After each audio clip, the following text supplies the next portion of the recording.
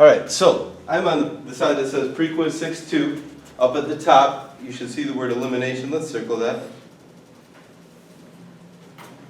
What does the word elimination mean in math? What's that? To take out, right? I mean, just like elimination and anything else would mean to get rid of it, right? To take it out. So what I want to do here is I want to eliminate a term. Eliminate a term. So I'm going to start with an easy one. I'm going to start with number 6. Okay? Anybody remember how to do these problems?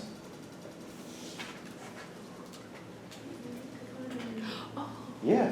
We're just going to combine like terms if we can, right? And if you remember, if it's real easy like number 6, you can just kind of put a line at the bottom of it. Move this up just a little bit here. And just kind of add columns down. Because why? What eliminates in number 6? The y, right? Because y and a negative y. We want opposites here, right? That's the idea.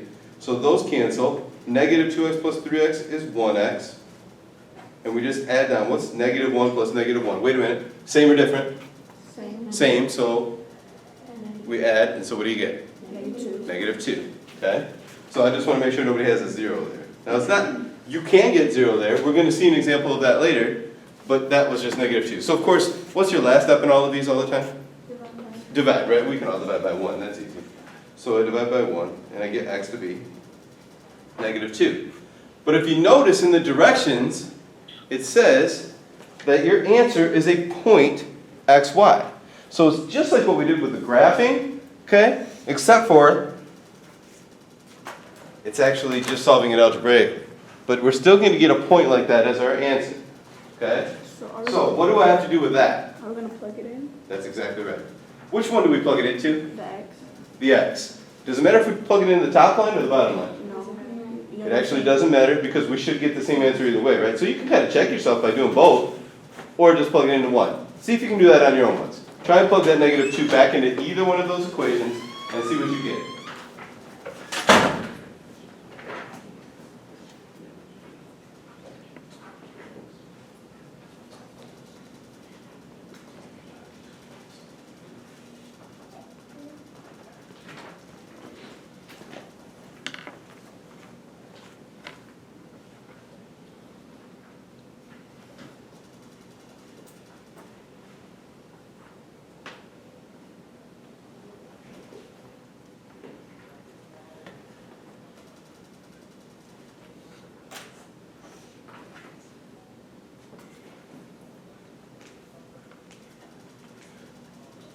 Alright, if you haven't already finished, just kind of hang out with me a second and watch what I'm doing here. So I plugged in negative 2 here in for x, and I multiplied a negative times a negative to get a positive here. What would I do next to solve this?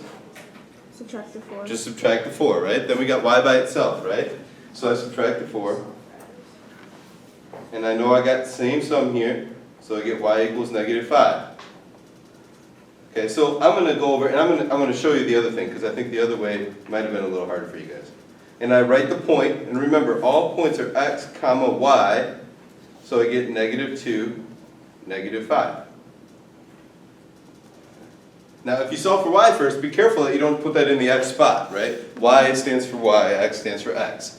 Now, what about over here? What would I do first here? Add 6, right? So I'm going to do that, add 6.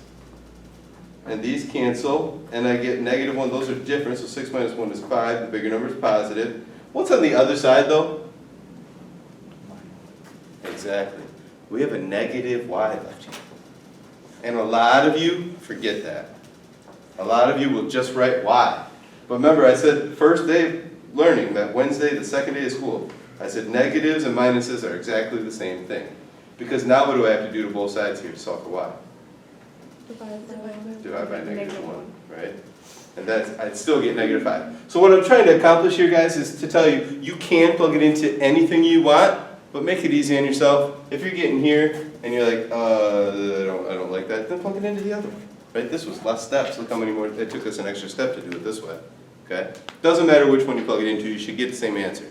And you can always check yourself by plugging it into the other one. Any questions on 6? Okay. Then let's do 3. Let's go up to 3. Can we eliminate anything right away? No. No. Anybody remember what to do to be able to? You have to time something so we have the same.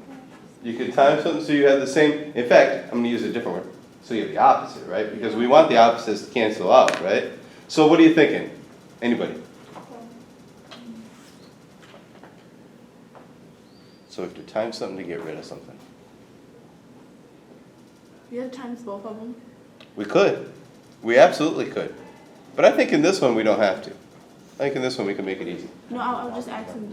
Times the top one by 3. We're going to get to one in just a second where we're going to multiply both of them. And we can do it in every problem if we want. So we don't have to? We don't have to unless we have to. I know Okay. it sounds silly, but we're going to get to that. But if you look at that top one, okay, if we just multiply that top one, okay, as Trey said, by 3, the whole line is going to get multiplied by 3. And when I mean that whole line, I mean I have to literally multiply it into every single thing here, okay? And I'm gonna actually put that underneath here just so that I'm not getting myself confused. And 3 times 3, of course, is 9x minus 3y equals what? 0. This is the first place I see kids make mistakes, is they'll know that it's 3 times 0, but they'll write a 3 there instead of a 0. Make sure when you're multiplying by 0, you get 0. Okay, so I get a 0 here. And now I can just add up these two lines right here. You don't need to circle it. I'm just trying to have you see that that top line kind of means nothing to me now because we manipulated it to get the line we wrote. And now I can just add up my columns. And of course I get 9 plus 4, same sum, so 13x equals, because these cancel, 26. And I'm here to tell you these numbers will work out. I think we have one fractional answer in one of them, but the rest are all like integers. So what do I do next again? Divide by 13. How many times does 13 go into 26? 2 exactly. So x equals 2. So I might, if I were you, I might just even put the parentheses and just put the 2 in the x spot right now. Because I know that's the solution, right? And again, just like Tasia was saying, we got to go plug that back in. Okay? So I plug in the 2. Does it matter which one? No. But if I see a negative in front of y, I probably want to stay away from that. Just because, and it's not wrong, you can plug it in there, but people make mistakes with negative signs. So I'm going to plug it into the other one. 4 times 2 plus 3y equals 26. And I kind of went fast through the other one, but what do I have to do here to solve this? What do I have to do first from what I just wrote? 4 times 2. Exactly. I got to simplify here and go 4 times 2 plus 3y equals 26. Now what? Subtract the 8. Right? 3y equals 18, and of course we've already done it a couple times. Now our last step is to divide, and so I get y to be 6. I think there's a way I can check this. How can I check to see if my answer's right? Plug it back in. And it should work for both of them. If I look at the first line, if I plug 2 into x and 6 into y, I get 6 minus 6, which is 0. It works. If I plug 2 into x and 6 into y for the second line, I get 8 plus 18, which is 26. It works. So really, you could get like no wrong on this all the time, because if you go back and check it, it should work in both lines. And if it does, boom, you're right, you can move on. Okay. Any questions about that one? You guys are already ahead of me for the next one. All right, then let's take a look at number 9. I'm going down here to number 9. Okay, and nothing eliminates right away, just like the problem before. And I can't just multiply one line by something because it's going to be kind of funky. So now here, like you were saying earlier, I got to do both lines. Okay. Anybody have an idea of what we would want to use? 2 times 5 and 5 times 2. Word. If I multiply 2 and 5, I can get rid of the 2 and the 5, right? Now, here's the thing. If I wanted to, so that'll get rid of my y's, right? If I wanted to, could I do 4 and 3 to get rid of my x's? Absolutely, it doesn't matter. Except we're forgetting one thing. Anybody know what it is? Do the opposite? Exactly. So how can I make them opposites? Negative. One of them has to be negative. And it doesn't matter which one, right? So let's use, because you said it first, let's use 2 and 5. So I'm going to multiply this line by 5, and multiply this line by 2. And now the problem is, one of them has to be negative. It doesn't matter. I'm just going to throw it on the 2, just because really, there really is no reason. Okay.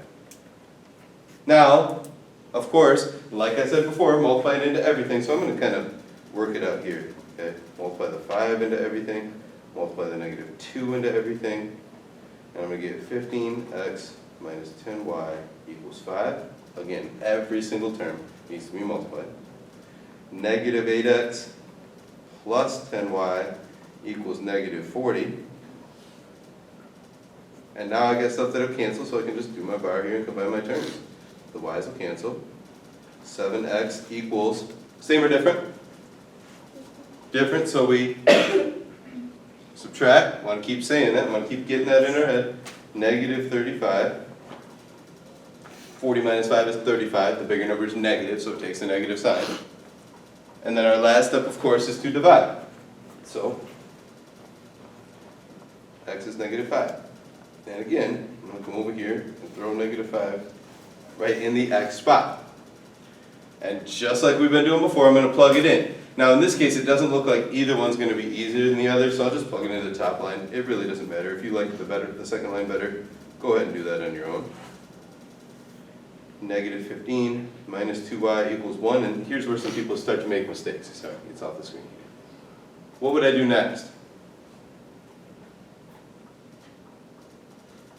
to solve this? Sorry, what would I do next to solve this?